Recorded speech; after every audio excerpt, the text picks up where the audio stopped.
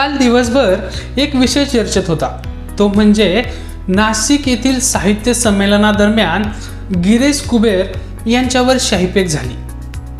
ही शाईफेक काही संभाजी ब्रिगेडच्या कार्यकर्त्यांनी फेकल्याचा आरोप आहे। मात्र ही शाईफेक का फेकली, ही शाईफेक फेकण्यामागील नेमकं कारण काय आहे आणि गिरीश कुबेर यांनी लिहिलेल्या पुस्तकात नेमकं वादग्रस्त मजकूर काय आहे की त्यावरून ही पूर्ण चर्चा होत आहे।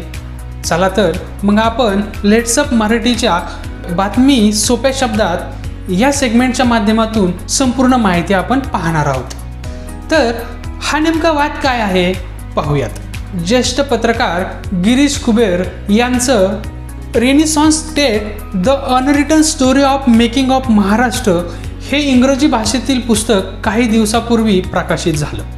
मात्र यामध्ये छत्रपती संभाजी महाराज यांच्याविषयी बदनामीकारक लिहिल्याचा आरोप काही दिवसांपासून होत आहे।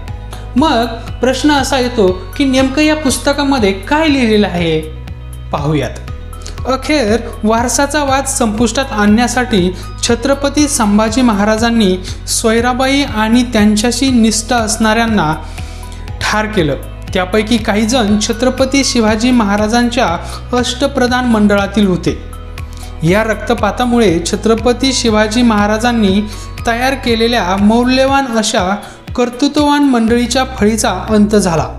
नंतर छत्रपती संभाजी महाराजांना याची मोठी किंमत चुकावी लागली।